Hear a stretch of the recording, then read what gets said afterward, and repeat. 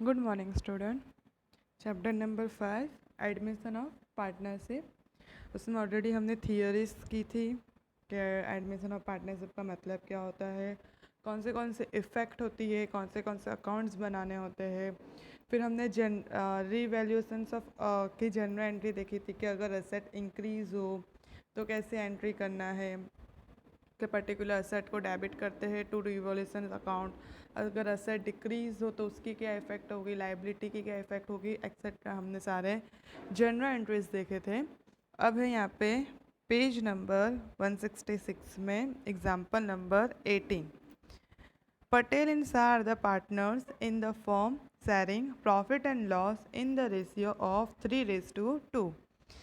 The balance sheet of their firm as on 31/3/2016 was as under। यहाँ पे हमें पटेल और शाह दो पार्टनर्स हैं, उनके ओल्ड रेशियो मतलब पुराना ऑलरेडी प्रॉफिट एंड लॉस कितना दिया है 3:2। बैलेंस शीट दी है यहाँ पे पूरी। उसके बाद नीचे हमें एडजस्टमेंट दिए हैं, जैसे कि the admit Rawal as a new partner for 1/5 of the share from 1/4/2016। 1/4/2016 में उनने एक नए पार्टनर को एडमिट किया है रावल, और उसको कितना न्यू शेयर दिया है 1/5। Rawal brought ₹2 lakh as his capital. Rawal जो है उसने 2 लाख कैपिटल लेके आए हैं। The partner decide to revalue asset and liability. अब असेट और लाइबिलिटी की जो वैल्यू है उसको रीवैल्यूज़ कर रहे हैं। तो जैसे हम 11th स्टैंडर्ड में फाइनल अकाउंट करते थे कि पहले हम एडजस्टमेंट की सारी एंट्री को टिक लगा लेते थे, फिर हम बैलेंस शीट का सारा जो भी हमारा दिया है वो सब हम फिर हम पर्टिकुलर अकाउंट्स बनाते थे वहाँ पे ट्रेडिंग P&L। वैसे ही यहाँ पे हम पहले करेंगे एडजस्टमेंट रेट कर लेते हैं, उसकी एंट्री की टिक कर लेते हैं, फिर हम पर्टिकुलर अकाउंट्स बनाएंगे और वैसे ही सम्स फॉलो करेंगे जैसे वहाँ पे करते थे। जैसे कि पहली यहाँ पे दी है adjustment, land and building is appreciate by 20%। 20% appreciated by मतलब है कि इंक्रीज़ हुआ है, तो लैंड और बिल्डिंग हमारा इंक्रीज़ हुआ है 20%। तो हम लैंड और बिल्डिंग पे जाके लिखेंगे नंबर 1। सेकेंड है machine is to be depreciate by 10%। Depreciate का मतलब डिक्रीज़ हुआ है, तो मशीन में जाके हम लिखेंगे number 2। Furniture is value at ₹60,000। 60,000 की फर्नीचर की वैल्यू हो गई है, तो पहले फर्नीचर की वैल्यू कितनी थी 80,000, अब कितनी हो गई 60,000, मतलब डिक्रीज़ हुई है 20,000 से, तो यहाँ पे नंबर 3। मोटर कार इज़ भी डेप्रिसिएट, ये भी डिक्रीज़ हुआ है, तो मोटर कार में number 4। A provision for doubtful debt is to be kept ₹5,000। तो यहाँ पे हमारा बैड डेट प्रिजर्व है, यहाँ पे हम रखेंगे नंबर 5। पैटर्न और वैल्यूलेस, तो जो पैटर्न है वहाँ पे number 6। Outstanding interest on loan, तो इंटरेस्ट ऑन लोन है तो लोन पे जाके लिखेंगे number 7। Creditors and bills payable are be paid 10% less, तो क्रेडिटर्स और बिल्स पेएबल में number 8। Unrecorded investment is rupees इस वैल्यू एट 20,000। तो यहाँ पे इन्वेस्टमेंट का पॉइंट नहीं दिया है बैलेंस शीट में, तो इसकी हम डायरेक्ट एंट्री करेंगे, तो यहाँ पे हम इसको स्टार कर देंगे या फिर राउंड कर देंगे। लास्ट है insurance premium which has debited to profit and loss account by 30,000 out of which 10,000 for the next year. तो इंश्योरेंस प्रीमियम की भी ऊपर एंट्री नहीं दी है, तो उसकी भी हम डायरेक्ट एंट्री करेंगे, तो इसको भी हम सर्कल कर देंगे। अब सब फिर उसके बाद हमें बनाने को क्या बोला है, गिव नेसेसरी जनरल एंट्री, मतलब जनरल एंट्री हमें पास करना है जो भी हमें ज़रूरी लगती है वो। प्रिपेयर रेवल्यूशंस अकाउंट, हमें रेवल्यूशंस अकाउंट बनाना है, revaluation account, partner capital account बनाना है, and balance sheet after admission, और हमें बैलेंस शीट बनानी है। ये हमारा है। अब इससे पहले हम सबसे पहले हमारा रेवल्यूशंस अकाउंट है जनरल एंट्री। तो जनरल एंट्री जो हमने पहले सीखी थी कि अगर असेट इंक्रीज है, जैसे कि पहली जो हमारे यहाँ पे एडजस्टमेंट दी होती है उसकी जनरल एंट्री हम पास करते हैं, बाकी सबकी नहीं। तो land and building is appreciate मतलब इंक्रीज हुए, तो हमारी जनरल एंट्रीज क्या हो जाएगी, land and building account debited to revaluations, और कितने परसेंट 20%। तो यहाँ पे हमारा 1,40,000 का 20% निकालोगे तो 28,000 means land and building debited to revaluations account 28,000। ये हमारी हुई पहली जनरल एंट्री। फिर सेकेंड है machinery is to be depreciate by 10%। Depreciate मतलब डिक्रीज़ हुआ है 10% से।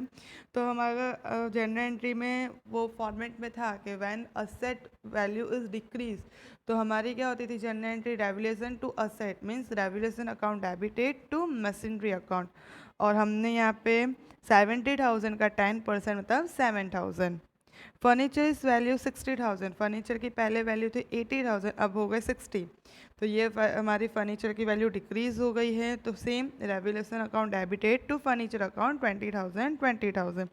Motor car is to be depreciate, ये भी डिक्रीज हुई है, तो इसकी भी जनरल एंट्री क्या होगी, रेवल्यूशन टू मोटर कार। और कितने से डिक्रीज हुई है हमारी 20%। तो मोटर कार है 1,20,000 का 20% होता है 24,000। तो ऐसे ही बाकी सब की भी जनरल एंट्री करेंगे। जो पहले हमने ऑलरेडी फॉर्मेट देखा कि जनरल एंट्री हमें कैसे पास करना है, इसके पहले जिसके प्रीवियस इसके पहले वाले पेज पे, तो वहाँ से सिर्फ अगर इंक्रीज़ हुई है तो कौन सी एंट्री करना है, लाइबिलिटी में कौन सी एंट्री करना है, तो सबकी जनरल एंट्री पास करनी है।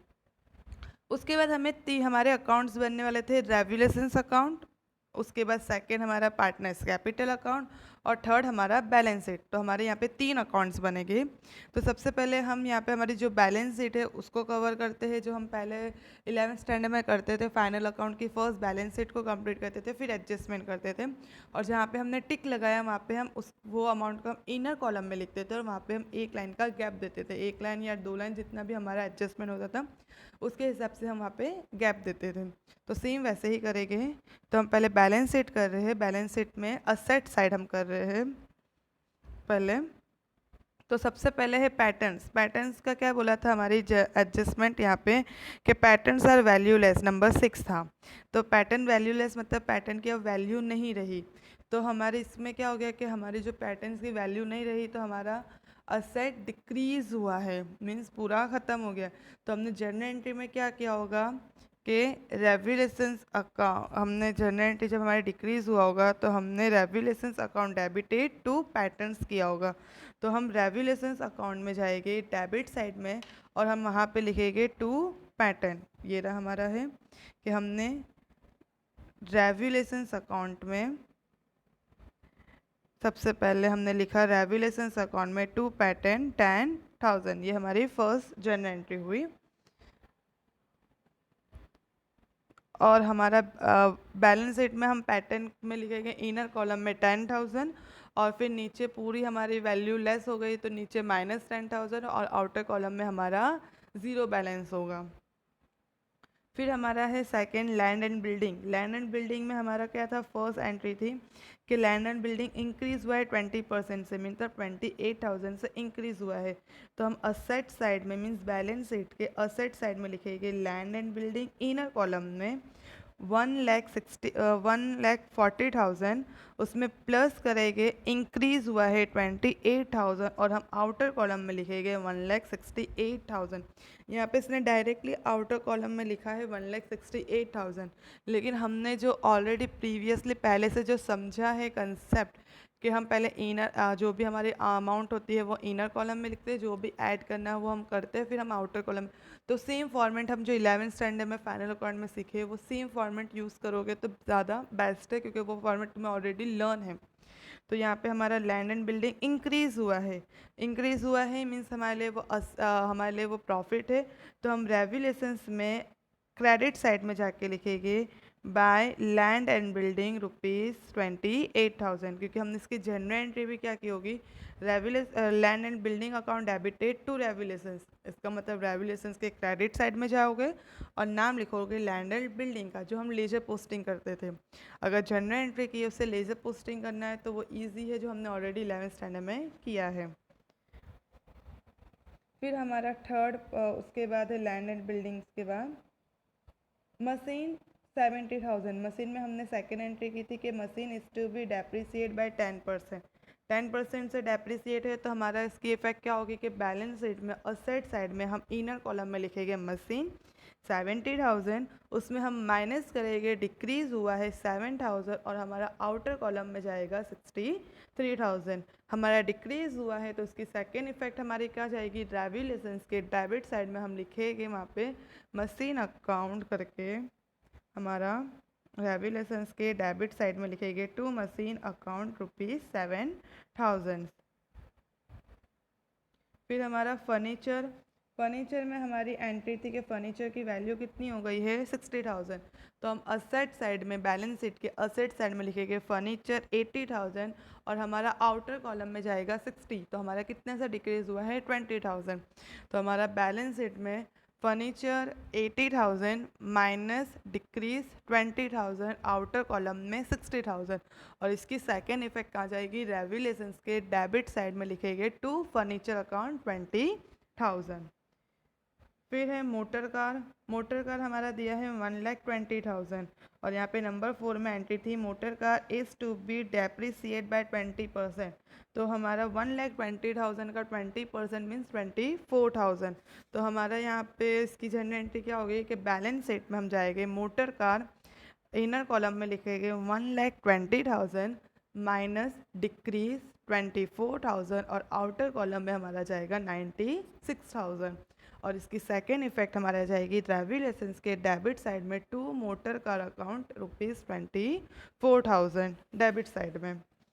फिर हमारा स्टॉक है, स्टॉक में हमारी कोई एंट्री नहीं दी थी तो हमारा स्टॉक हम डायरेक्टली इसको इसकी सिंपली अगर कोई भी इफेक्ट नहीं दिया हो तो हम उसकी एक एंट्री करते थे। तो हमारा बैलेंस शीट में एक एंट्री होगा स्टॉक अकाउंट और आउटर कॉलम में 40,000 और इसके अलावा कोई भी एंट्री नहीं होगा।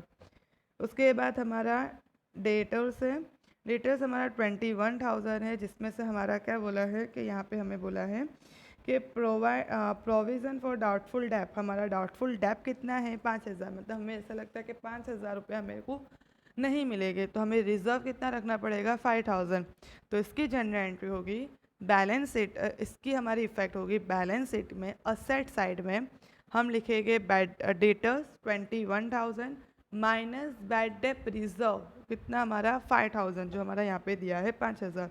और फिर आउटर कॉलम में हमारी एंट्री जाएगी 16,000 की। और इसकी सेकेंड इफेक्ट होगी हमारा ऑलरेडी, अगर तुम देखो यहाँ पे तो हमने बैड डेप रिजर्व 1,000 निकाला था, हमारे पैसे कितने हो डूब रहे हैं 5,000। मतलब हमारा टोटल कितना हमारा लॉस हुआ है 5,000 में से 1,000 तो हमने ऑलरेडी रिजर्व रखा था। तो हमारा इन शॉर्ट लॉस कितना हो रहा है, रियल में सिर्फ 4,000 का लॉस हो रहा है। तो रेवल्यूशंस के डेबिट साइड में जाके तुम लिखोगे बैड डेप करके यहाँ पे to bad debt reserve account और उसमें हमारा लिखेंगे जो हमारा 5,000 हमारा अभी का और ऑलरेडी हमने 1,000 रखा था ओल्ड। तो 5,000 minus 1,000 equal to 4,000 means outer column में होगा 4,000। ये होगा to bad debt reserve account. उसके बाद ये हमारा असेट साइड कंप्लीट, सारे इफेक्ट हमने असेट साइड्स के दे दिए। अब हम लाइबिलिटी साइड जाएंगे। लाइबिलिटी में सबसे पहले हमारा कैपिटल है, तो हमने यहाँ पे ऑलरेडी पार्टनर्स कैपिटल अकाउंट बनाया है। तो पार्टनर्स कैपिटल अकाउंट ये हमारा क्रेडिट साइड में है, लाइबिलिटी में तब क्रेडिट बैलेंस होता है। तो हम पार्टनर्स कैपिटल अकाउंट में क्रेडिट साइड में जाएंगे और वहाँ पर लिखेंगे बाय बैलेंस BD, मतलब बैलेंस ब्रॉट फॉरवर्ड। तो ये हमारा स्टार्टिंग बैलेंस है।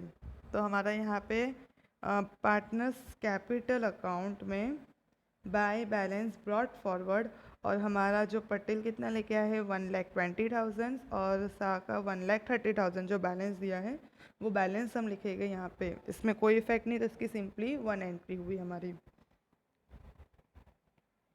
उसके बाद हमारा है लोन, लोन में कितना बोला है हमारा 1 लाख और इसमें हमारी एंट्रीज दी थी नंबर 7 कि outstanding interest on loan. Outstanding interest on loan मतलब लोन हमारा बाकी है 6,000 का, तो वो हमारे लिए लाइबिलिटी है।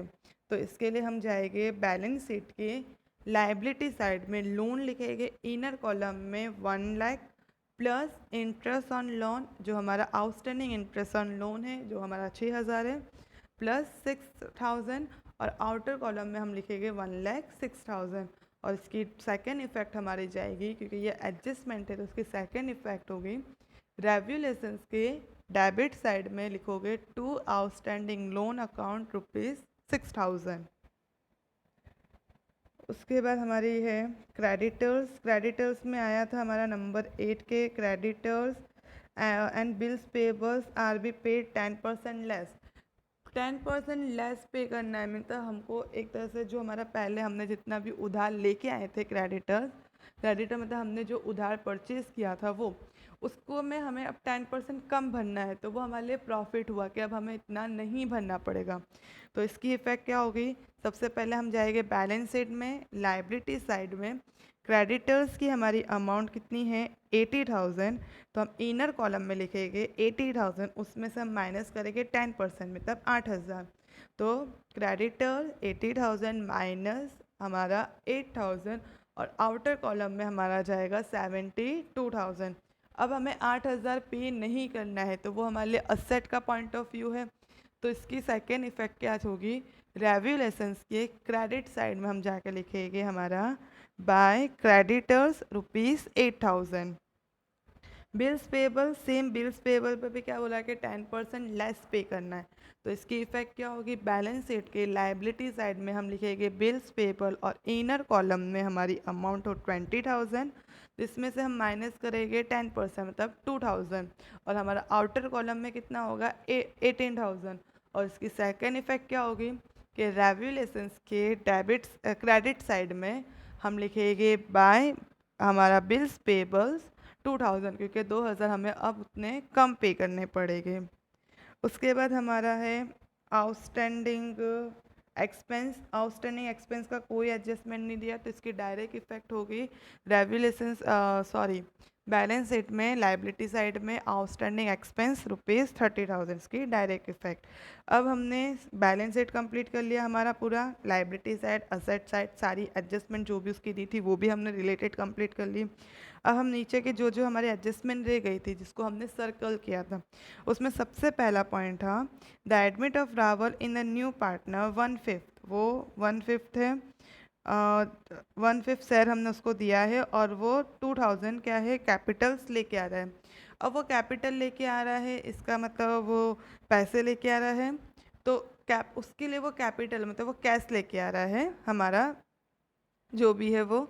तो यहाँ पे सिंपली हमें कैश कितना ला रहा है 2 लाख, तो उसके लिए वो कैपिटल हुआ, तो हम जाके पार्टनर्स कैपिटल अकाउंट में लिखेंगे बाय कैश, क्योंकि ये कैश लेके आ रहा है और कौन लेके आ रहा है रावल, तो लिखेंगे 2 लाख मतलब उसका वो कैपिटल हुआ। और ये 2 लाख वो कैश लेके आ रहा है, कैश हमारे लिए हमारे बिजनेस का असेट होता है, तो इसके लिए हम बैलेंस शीट में जाएंगे और असेट में लिखेंगे कैश अकाउंट 2 लाख। ये 2 लाख हमारा कौन सा है, जो रावल 2 लाख कैश लेके आ रहा है। उसके अलावा हमारी जनरल एंट्री हमारी और भी थोड़े एडजस्टमेंट रह गए थे, जैसे कि हमने लैंड बिल्डिंग कर लिया, मशीन पैटर्न प्रोविज़न, ये सारी हमारी एंट्रीज हो गई। लास्ट हमारा unrecorded investment is valued ₹20,000। Unrecorded investment है मतलब हमने इन्वेस्टमेंट रिकॉर्ड नहीं किया है, तो इन्वेस्टमेंट हमारे लिए असेट होता है। इसके लिए हम बैलेंस शीट में असेट साइड में लिखेंगे इन्वेस्टमेंट और 20,000, और इन हमारा ये इन्वेस्टमेंट है, हमारा असेट है, हमारे लिए अनरिकॉर्डेड है, तो इसकी हम ये हमारे लिए इनकम एक तरह से। तो रेवल्यूशंस के क्रेडिट साइड में जाएगी और लिखेंगे बाय इन्वेस्टमेंट अकाउंट ₹20,000।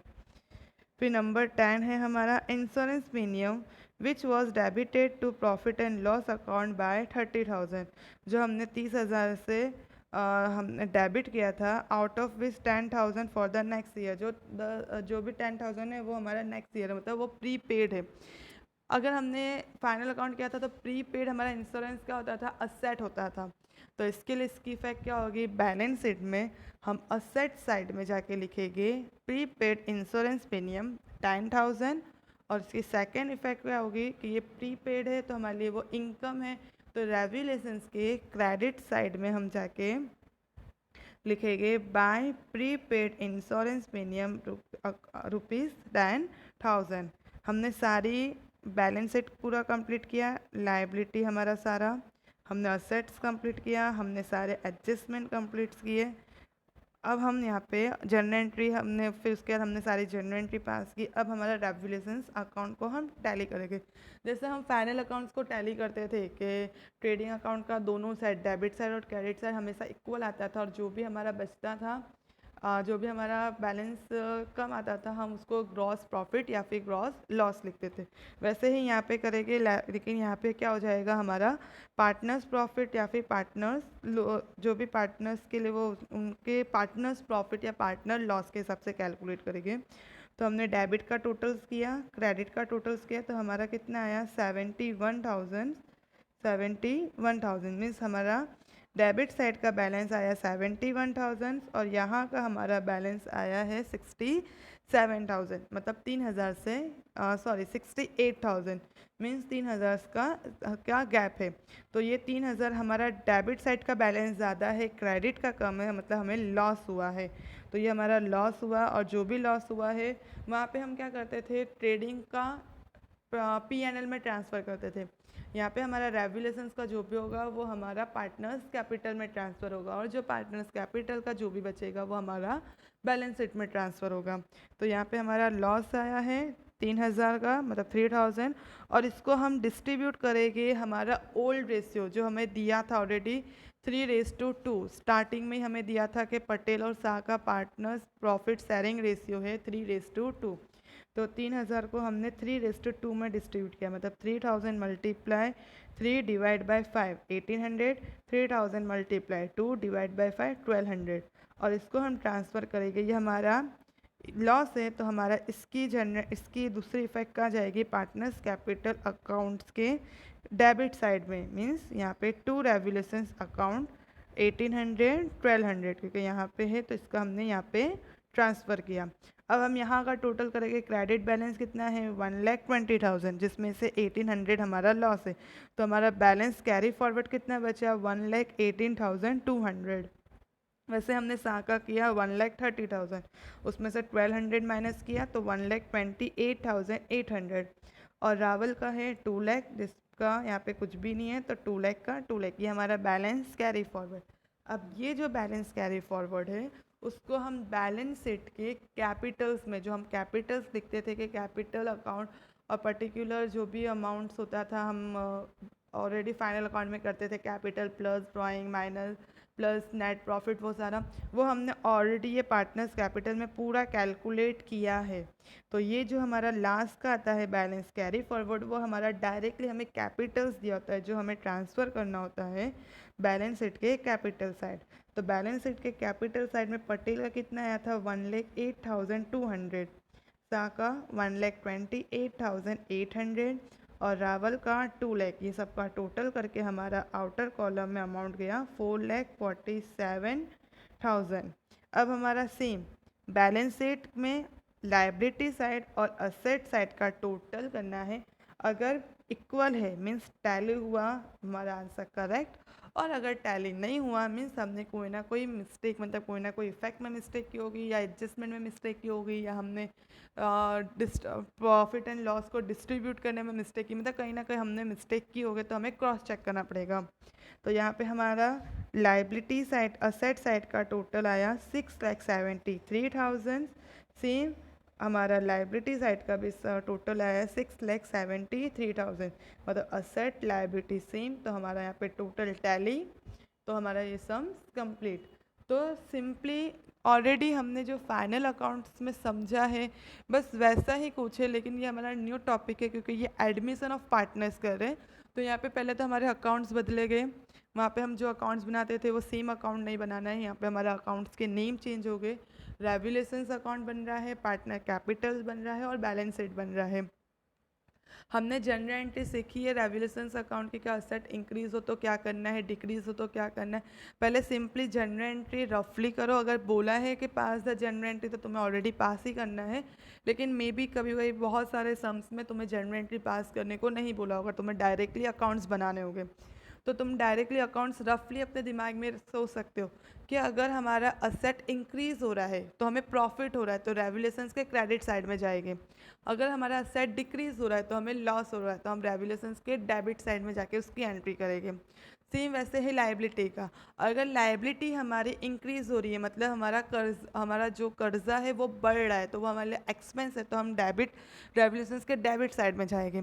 और अगर हमारा लाइबिलिटी है वो डिक्रीज हो रहा है मतलब हमारा कर्जा है वो कम हो रहा है तो वो हमारे लिए इनकम है, वो हमारे लिए प्रॉफिट है, तो हम रेवुलेशंस के क्रेडिट साइड में जाएंगे। सेम वैसे ही जो एडजस्टमेंट दी होगी अगर इंक्रीज और डिक्रीज का, वो हम रेवल्यूशन के साथ उसकी सेकंड हर एडजस्टमेंट की डबल इफेक्ट करते हैं, डबल एंट्री करते हैं जो हमने ऑलरेडी किया है। तो सबसे पहले बैलेंस शीट देखो, फिर उसके नीचे हमारा जो भी एडजस्टमेंट है उसको टिक करो कि कौन से एडजस्टमेंट है। फिर और जो एडजस्टमेंट की कोई एंट्री बैलेंस शीट में नेम्स नहीं है तो वो एडजस्टमेंट को सर्कल या जो भी करना है सर्कल स्टार वो करो। फिर अकाउंट्स बनाओ। सबसे पहले बैलेंस शीट से स्टार्ट करो कि बैलेंस शीट में लाइबिलिटी साइड कंप्लीट करो या असेट साइड, पहले एक साइड के लेफ्ट से चालू करो तो लेफ्ट की सारी एंट्रीज कंप्लीट करो। जैसे फॉर एग्जांपल लाइबिलिटी साइड करो तो लाइबिलिटी की सारी एंट्री के कैपिटल्स को, अगर कैपिटल है तो ऑलरेडी कैपिटल का अकाउंट हमने अलग से बनाया तो उसकी अलग से एंट्री डालेंगे कैपिटल्स में जाके, और जो भी हमारा यहाँ पे दिया होता है वो हमारा बैलेंस ब्रॉड फॉरवर्ड होता है। तो हम कैपिटल, फिर जो भी हमारा नीचे के सारे पॉइंट्स दिए लाइबिलिटी के वो सारे एक एक करके अगर एडजस्टमेंट दिया है तो इनर कॉलम में लिखो, और इंक्रीज और डिक्रीज जो भी दिया है वो प्लस और माइनस करके फिर आउटर कॉलम में लिखो, और उसकी second effect on the same time effect भी डालते जाओ। फिर वैसे ही असेट साइड का पूरा टोटल असेट साइड कंप्लीट करो, एक एक करके इफेक्ट दिए तो उसकी इनर कॉलम में और फिर उसमें प्लस एंड माइनस जो भी करके आउटर कॉलम में।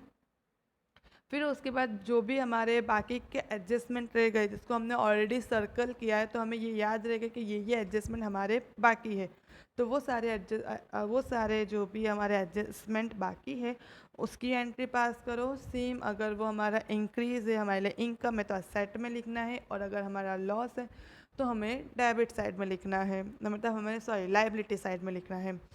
और इनकम की सेकेंड इफेक्ट रेवल्यूशंस के क्रेडिट में, और एक्सपेंस की सेकेंड इफेक्ट रेवल्यूशंस के डेबिट में। फिर उसके बाद टैली करो, रेवल्यूशंस का जो भी होगा हमारा वो अकाउंट्स हमारा टैली करेंगे, जो भी गैप आएगा लॉस या फिर प्रॉफिट होगा। अगर लॉस है तो पार्टनर्स कैपिटल के डेबिट साइड में क्रॉस एंट्री, एक क्रेडिट है तो सेकेंड डेबिट हो जाएगी।